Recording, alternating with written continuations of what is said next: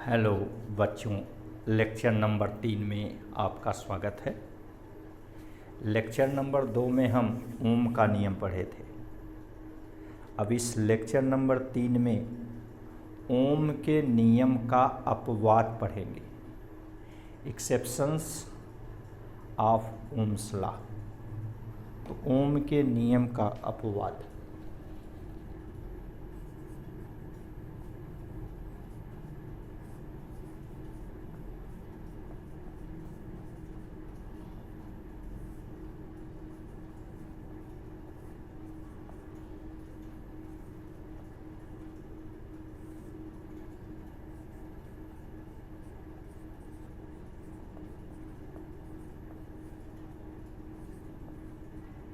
Exception of Ohm's law.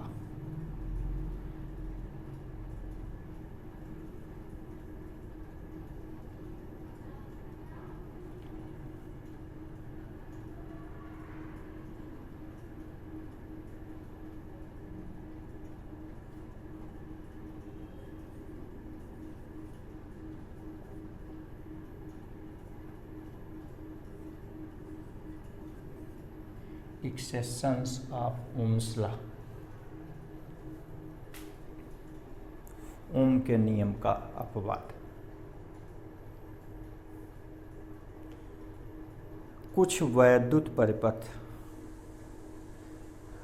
अपेक्षाकृत कम विद्युत धारा के लिए ओम के नियम का पालन करते हैं, अर्थात जब चालक के सिरों के बीच विभवांतर व उसमें प्रवाहित धारा का अनुपात नियत रहता है,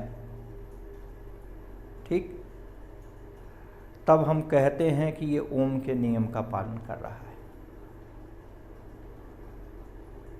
तो यदि हम चालक के सिरों के बीच विभवांतर व उसमें प्रवाहित धारा I के बीच ग्राफ खींचें तो हमें मूल बिंदु से जाने वाली सरल रेखा प्राप्त होती है।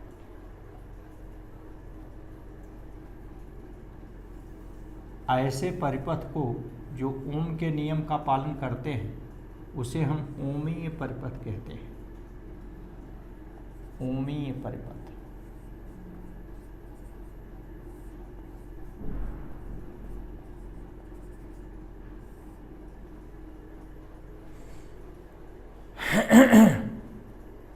किंतु बहुत से परिपथ इस ओम के नियम का पालन नहीं करते। जैसे उदाहरण के लिए चालक के स्थान पर टॉर्च का बल्ब ले लें। उस बल्ब के सिरों के बीच विभवांतर और उसमें प्रवाहित धारा के बीच ग्राफ खींचे तो प्रारंभ में तो ग्राफ सरल रेखी होता है, लेकिन बाद में वक्राकार हो जाता है। जैसे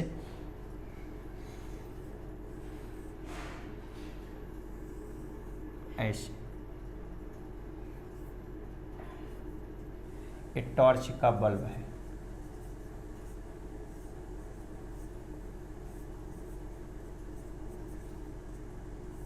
ये अनओमीय परिपथ है।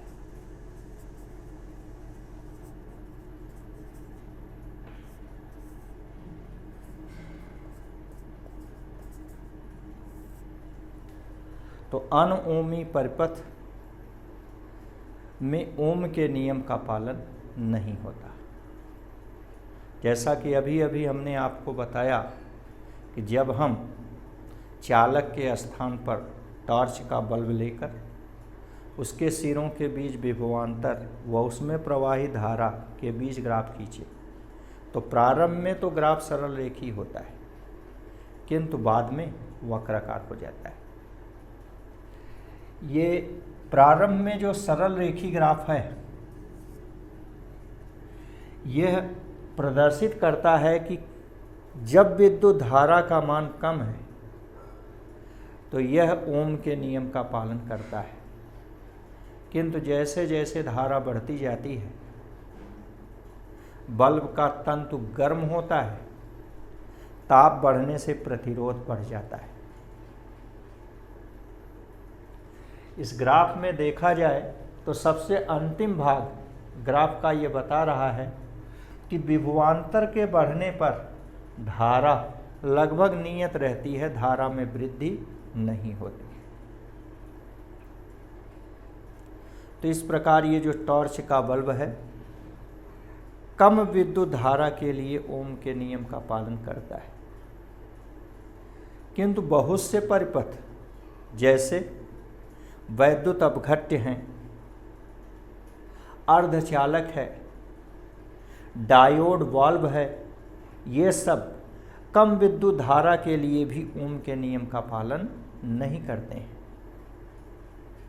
यदि हम डायोड वाल्व के लिए विभवांतर और धारा के बीच ग्राफ खींचे तो हमें ग्राफ इस प्रकार प्राप्त होता है। ये डायोड वाल्व के लिए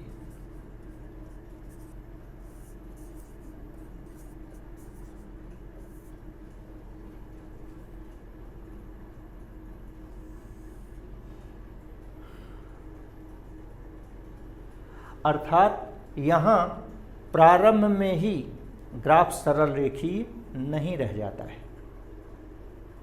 यहाँ विभवांतर और धारा के बीच संबंध चाइल्ड नामक वैज्ञानिक ने बताया था, जिसको हम चाइल्ड इक्वेशन कहते हैं। तो चाइल्ड के अनुसार I प्रोपोर्शनल टू v⁴/2 ये चाइल्ड इक्वेशन कहा जाता है। इसके अनुसार I प्रोपोर्शनल टू v⁴/2 होता है।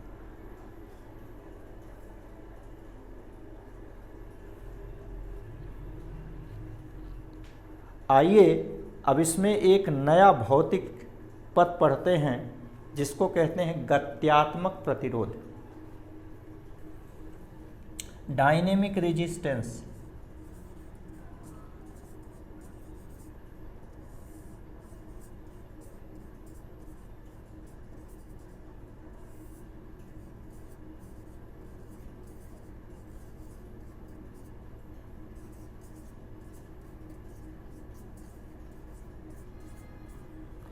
गत्यात्मक प्रतिरोध, डायनेमिक रेजिस्टेंस। यहां आप देखें डायोड वाल्व के लिए जो VI वक्र खींचा गया है, इसमें परिपथ के खंड में यदि विभवांतर में सूक्ष्म परिवर्तन डेल्टा V के संगत धारा में सूक्ष्म परिवर्तन डेल्टा I हो तो इस अनुपात डेल्टा V/डेल्टा I को हम खंड का गत्यात्मक प्रतिरोध कहते हैं।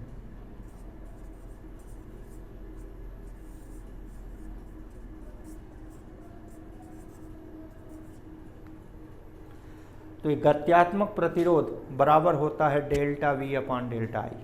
फिर से समझ लें, यह डायोड वाल्व के VI वक्र में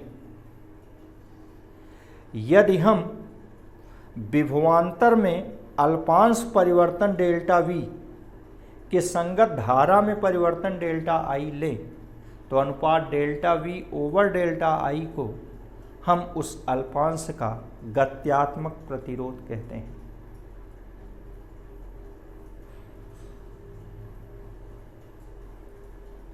अब आइए पढ़ा जाए आवेश वाहकों की गतिशीलता, मोबिलिटी ऑफ चार्ज कैरियर्स।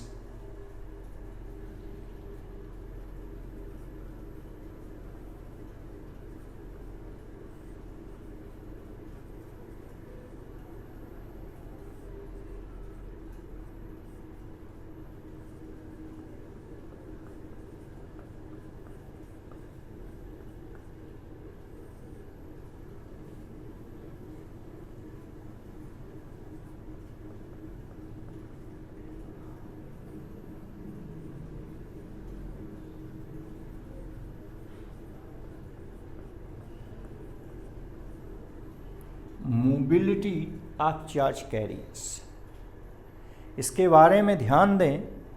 शुद्ध अर्धचालकों में गतिमान आवेश वाहक मुक्त इलेक्ट्रॉन होते हैं।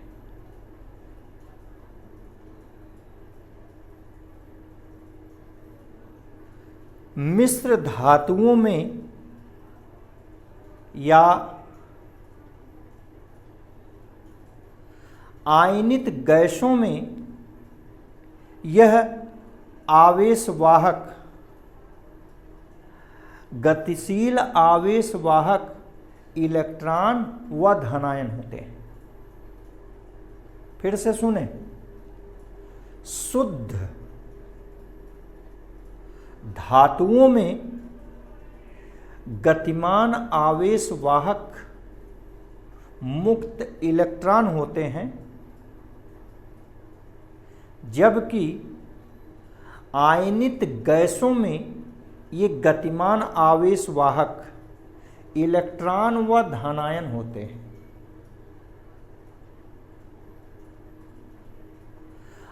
अर्धचालकों में गतिमान आवेश वाहक मुक्त इलेक्ट्रॉन और कोटर होते हैं। तो आइए सबसे पहले तो हम अर्धचालक क्या है इसे समझें, फिर ये कोटर क्या है इसे समझें। वास्तव में कुछ पदार्थ ऐसे हैं जिनमें वैद्युत चालन बहुत तीव्र होता है। ऐसे पदार्थ को आपने चालक कहा है। ठीक इसके विपरीत कुछ पदार्थ ऐसे भी हैं जिनमें वैद्युत चालन नगण्य होता है, नहीं होता है, जिन्हें हम अचालक कहते हैं। वास्तव में ये वैद्युत चालन का मुख्य आधार मुक्त इलेक्ट्रॉन होते हैं। तो चालकों में मुक्त इलेक्ट्रॉनों की संख्या बहुत अधिक, जबकि अचालकों में नगण्य होती है। बंधु, इन्हीं के बीच में कुछ पदार्थ ऐसे भी होते हैं जिनमें मुक्त इलेक्ट्रॉनों की संख्या चालकों की तुलना में तो बहुत कम होती है, किंतु अचालकों की तुलना में अधिक होती है। ऐसे पदार्थ को हम अर्धचालक कहते हैं, सेमीकंडक्टर कहते हैं। आवर्त सारणी में चतुर्थ समूह के तत्वों को अर्धचालक कहा जाता है। कार्बन, सिलिकॉन, जर्मेनियम, सेलेनियम, ये सब अर्धचालक कहलाते हैं। व्यवहार में जर्मेनियम तथा सिलिकॉन को अर्धचालक कहा जाता है। ठीक, तो फिर ध्यान दें, तो अर्धचालकों में मुक्त इलेक्ट्रॉन होते हैं। जब ये मुक्त इलेक्ट्रॉन कहीं से चले जाते हैं तो वहाँ एक खाली स्थान बच जाता है।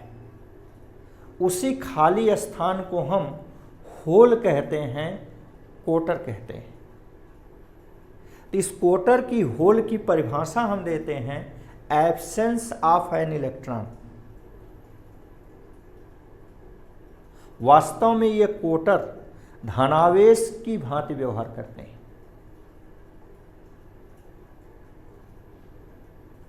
तो इस प्रकार आपने बताया कि अर्धचालकों में गतिमान आवेश वाहक मुक्त इलेक्ट्रॉन और कोटर दोनों होते हैं।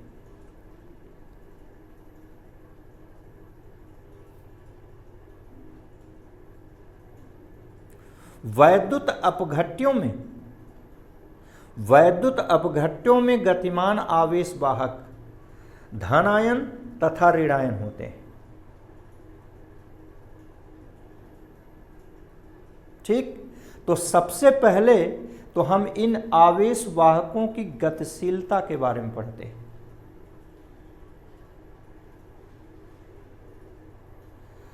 तो किसी चालक के भीतर किसी बिंदु पर एकांक वैद्युत क्षेत्र में आवेश वाहक द्वारा प्राप्त अनुगमन वेग को आवेश वाहक की गतिशीलता कहते हैं। इसे म्यू अक्षर से निरूपित किया जाता है। म्यू बराबर वीडी बटे ई होता है।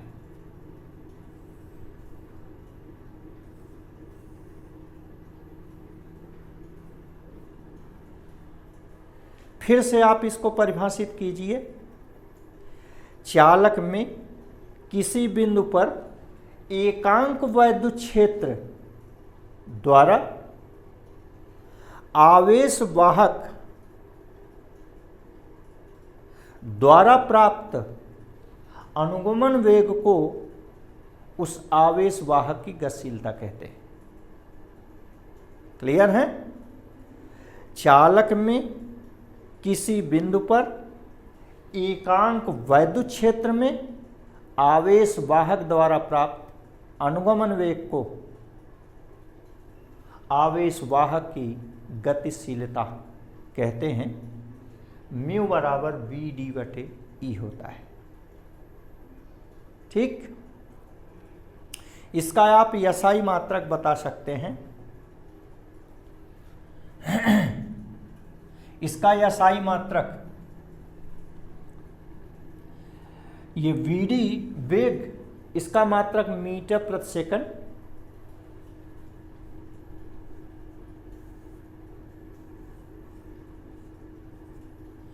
और ये वैद्युत क्षेत्र E बराबर V बटे L, V का वोल्ट और बटे L का मीटर। इस प्रकार जब हम इसको हल करें तो मीटर ऊपर चला गया तो मीटर स्क्वायर बटे वोल्ट सेकेंड। तो इस प्रकार गतिशीलता का एसआई मात्रक मीटर स्क्वायर बटे वोल्ट सेकेंड होता है। तो इस गतिशीलता का उपयोग ज्यादातर अर्धचालकों में होता है। जैसा कि अभी अभी आपने बताया कि अर्धचालकों में गतिमान आवेश वाहक मुक्त इलेक्ट्रॉन और कोटर दोनों होते हैं। अतः इस परिपथ में वैद्युत धारा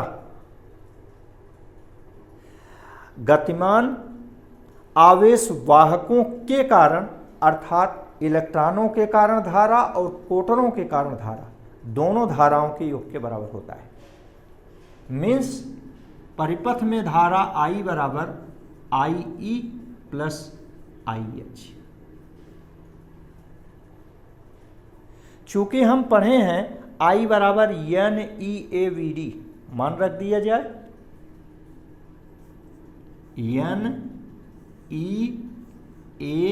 NEAVD। मान लीजिए कि मुक्त इलेक्ट्रॉनों की संख्या, एकांक आयतन में मुक्त इलेक्ट्रॉनों की संख्या Ne और अनुगमन वेग VE, तो IE बराबर हुआ NE इंटू EAVE। इसी प्रकार IH बराबर NH EAVH।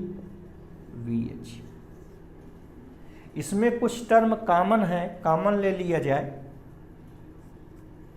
देखिए EA दोनों में कॉमन है तो EA कॉमन हो गया, बच गया NE VE धन NH VH। अथवा A का गुणा है, पक्षांतर कीजिए, भाग हो जाएगा। तो I बटे A बराबर E NE VE धन NH VH। ये समीकरण 2 हो गया। ठीक, चूंकि हम ये सूत्र पढ़े हैं, विशिष्ट प्रतिरोध रो बराबर RA अपान L, ये सूत्र पढ़े हैं। रो बराबर RA अपान L व E बराबर V/L। ये हम दोनों सूत्र पढ़े हैं। अब हम E/ρ निकालेंगे, इसलिए E/ρ इक्वल E का मान V/L अपान रो का मान R A/L। देख लीजिए बटे L से कट गया, तो ये आ गया V/R इंटू ए। आप याद कीजिए ओम के नियम से V/R बराबर I होता है, तो ये हो गया I/A। इसको हम समीकरण 3 कह दें। देखिए समीकरण 2 और 3 की तुलना कीजिए तो I/A का मान ठीक रख दिया जाए तो समीकरण 2 व 3 से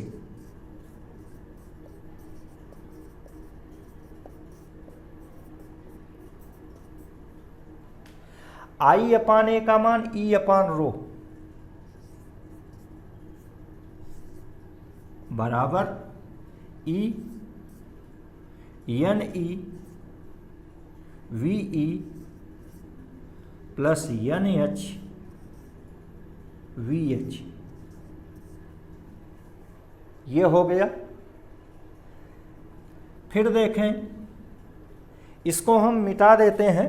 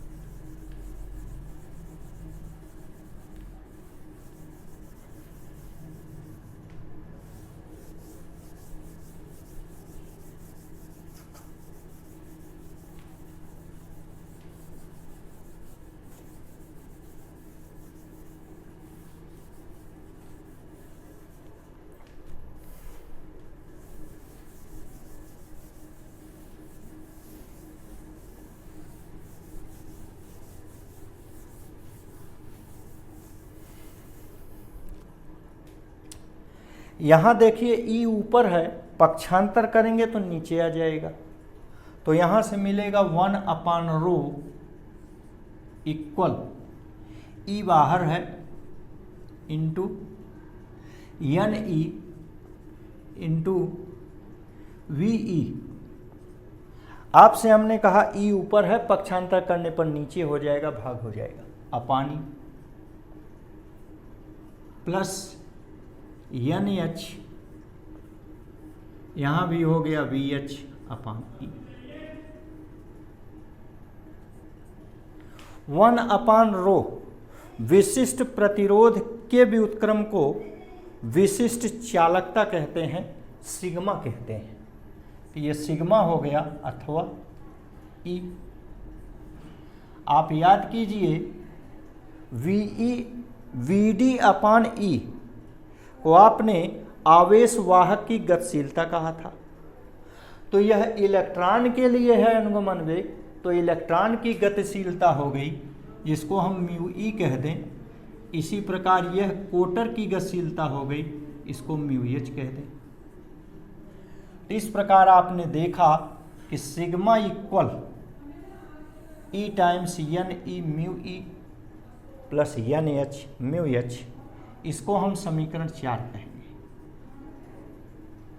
इस समीकरण 4 से यह स्पष्ट होता है कि चालकता proportional to concentration of charge carrier आवेश वाहकों की सांद्रता पर निर्भर करता है और उनकी गतिशीलता पर निर्भर करता है, and sigma proportional to mu. आपके इस सूत्र से पता चला कि यह विशिष्ट चालकता आवेश वाहकों के सांद्रण n पर तथा उनकी गतिशीलता म्यू पर निर्भर करता है, डायरेक्टली प्रोपोर्शनल होता है। ठीक, अब आइए पढ़ते हैं प्रतिरोध पर ताप का प्रभाव। इफेक्ट ऑफ टेम्परेचर ना ऑन रेजिस्टेंस, प्रतिरोध पर ताप का प्रभाव।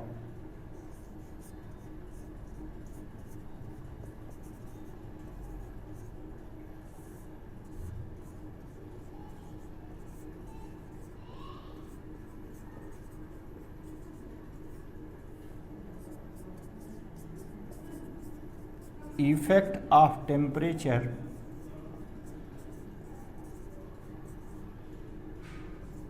on resistance।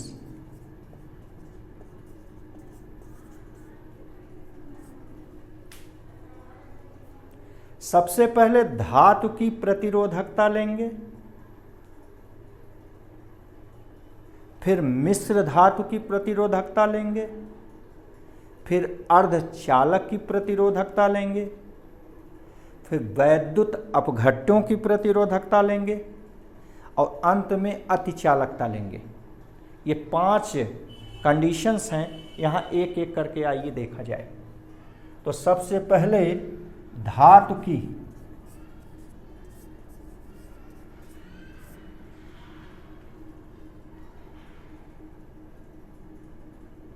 प्रतिरोधकता।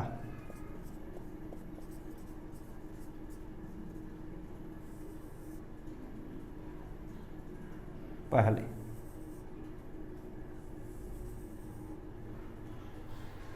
ठीक, चूंकि हम जानते हैं R बराबर ml बटे n ई स्क्वायर एटा,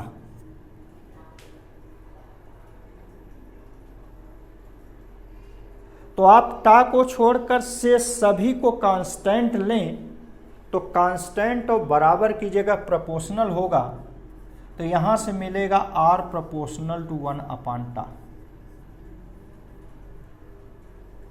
जहां टा को हम मुक्त इलेक्ट्रॉनों द्वारा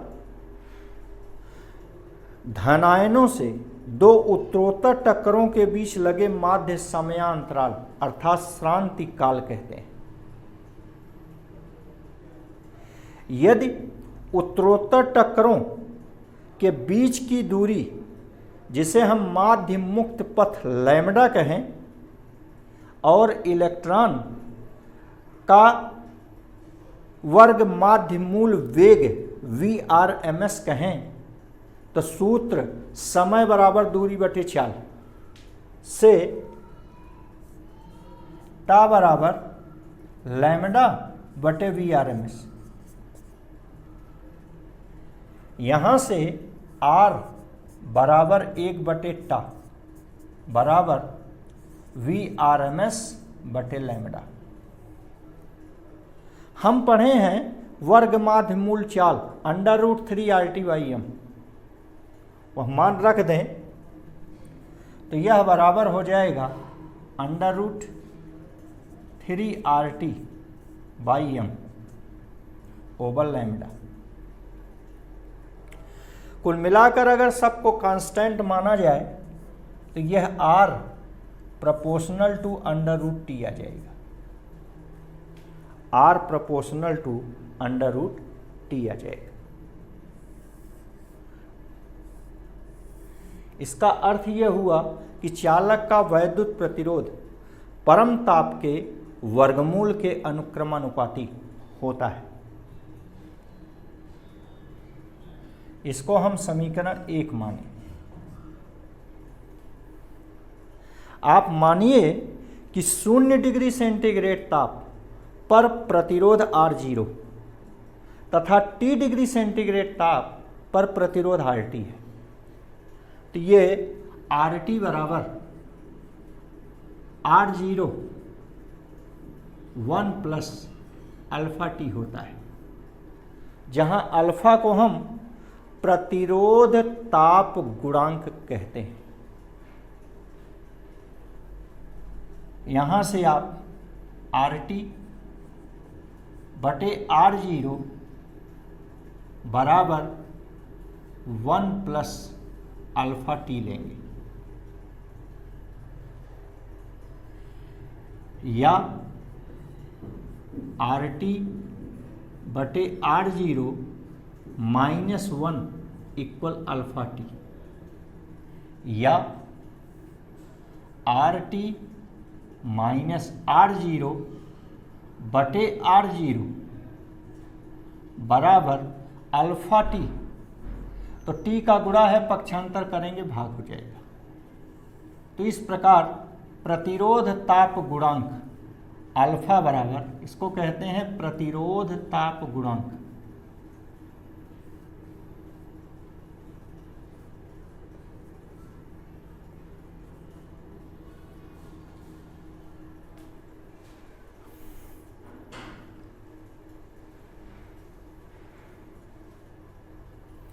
अल्फा बराबर RT माइनस R0 अपान R0 इंटू टी। यहां से आप प्रतिरोध ताप गुणांक अल्फा को परिभाषित कर सकते हैं। यदि 0 डिग्री सेंटीग्रेड ताप पर वैद्युत प्रतिरोध 1 ओम हो तो प्रतिरोध ताप गुणांक अल्फा 1 डिग्री सेंटीग्रेड ताप बढ़ाने पर उसके प्रतिरोध में हुई वृद्धि के बराबर होता है। फिर से समझें कि यदि हम 0 डिग्री सेंटीग्रेड ताप पर प्रतिरोध 1 ओम लें तो इसका 1 डिग्री सेंटीग्रेड ताप बढ़ाने पर प्रतिरोध में हुई वृद्धि को प्रतिरोध ताप गुणांक अल्फा कहते हैं।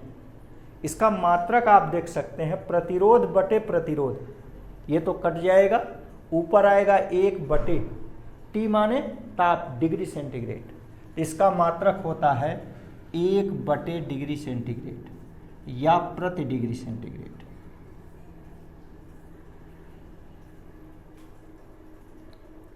इसका मान 1 बटे 273 होता है। अल्फा बराबर 1 बटे 273। यदि यह मान हम ऊपर रख दें तो हमको मिलेगा RT बराबर R0 1 धन T बटे 273। इसको हल करें, ये आया R0, 273 का गुणा 1 में हुआ तो 273 धन T बटे 273, और इसको हम 0 कह दें। तो इस प्रकार RT बराबर R0, इसको हम कह दें कैपिटल T और इसको कह दें कैपिटल T0।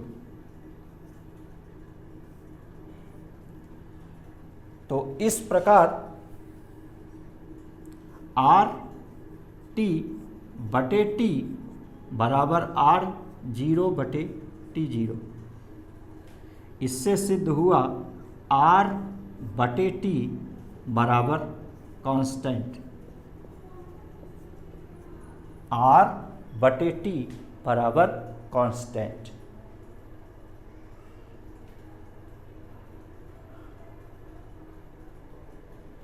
या R proportional to T, R proportional to T।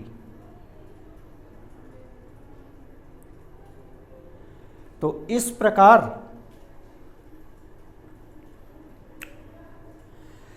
किसी चालक का वैद्युत प्रतिरोध उसके परम ताप के लगभग बराबर होता है, लगभग अनुक्रमानुपाती होता है। क्या सिद्ध हुआ? किसी चालक का वैद्युत प्रतिरोध उसके परम ताप के लगभग अनुक्रमानुपाती होता है। अतः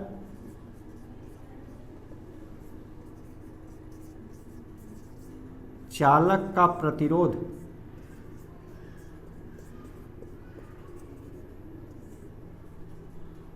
उसके परम ताप के लगभग अनुक्रमानुपाती होता है।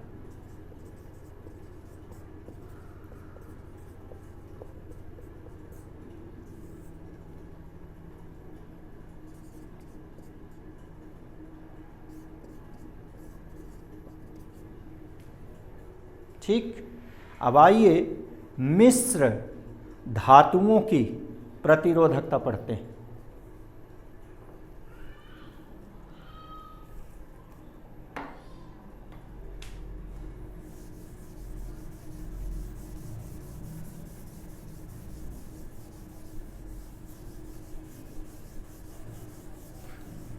मिश्र धातुओं की प्रतिरोधकता।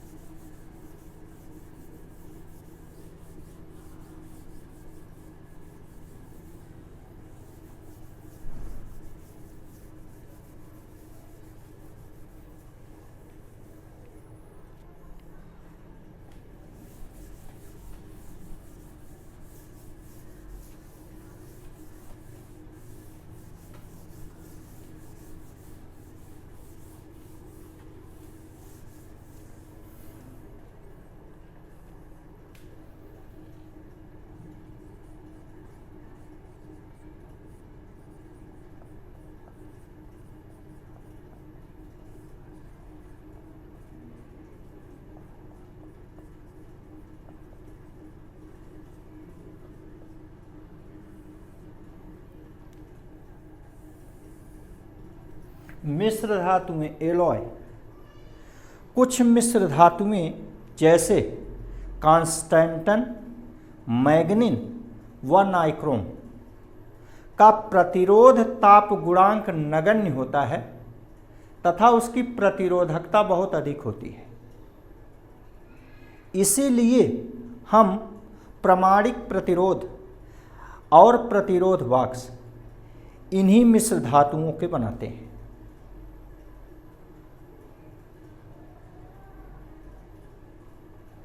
अर्धचालकों की प्रतिरोधकता।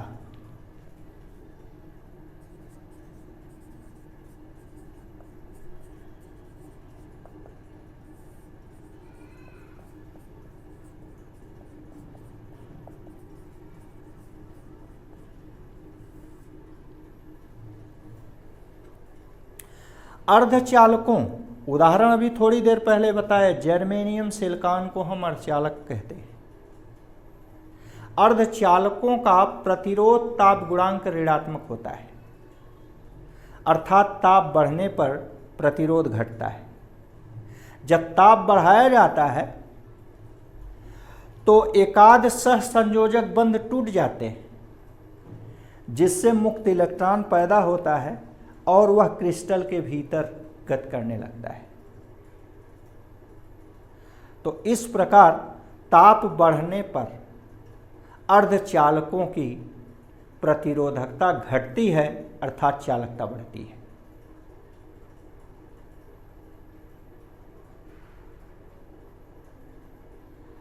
वैद्युत अपघट्यों की प्रतिरोधकता।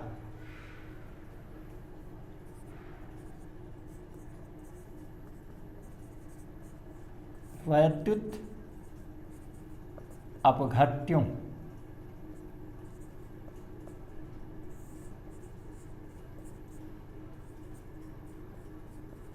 की प्रतिरोधकता।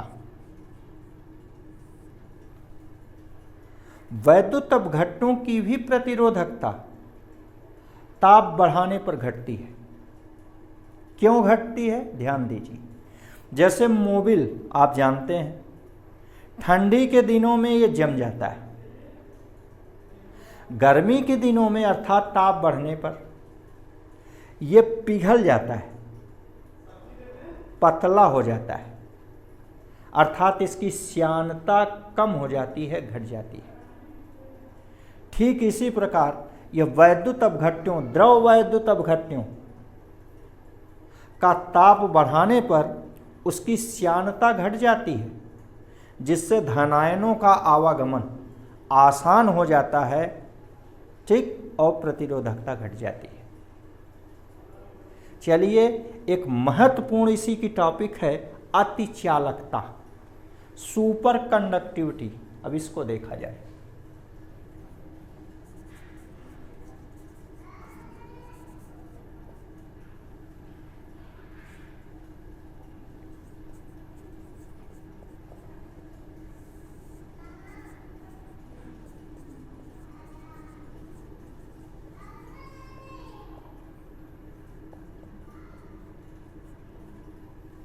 सुपर कंडक्टिविटी, अतिचालकता, ध्यान से समझें।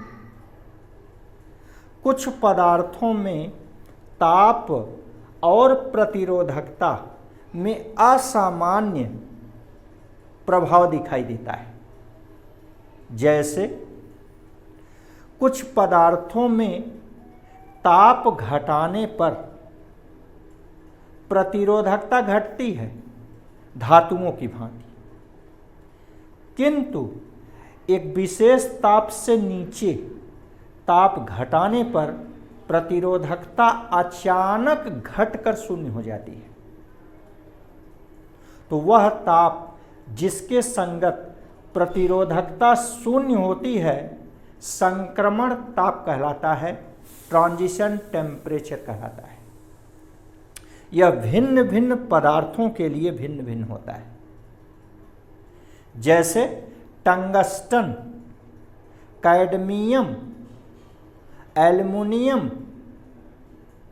टिन और सीसा, ये कुछ पदार्थ हैं जिनके transition temperature 0.01 kelvin, 0.56 kelvin, 1.19 kelvin, 3.7 kelvin व 7.2 केल्विन होते हैं।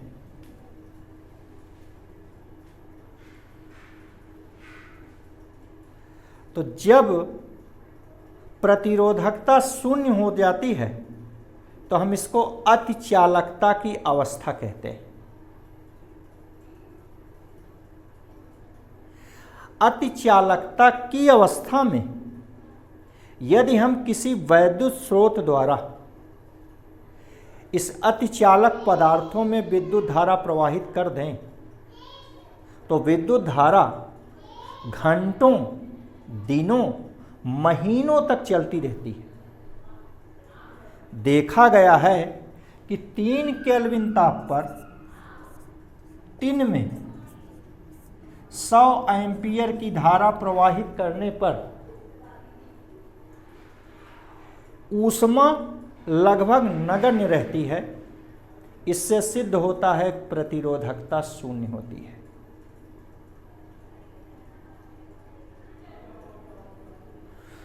जिन पदार्थों में यह गुण आता है उन्हें हम अतिचालक कहते हैं और इस गुण को हम अतिचालकता कहते हैं।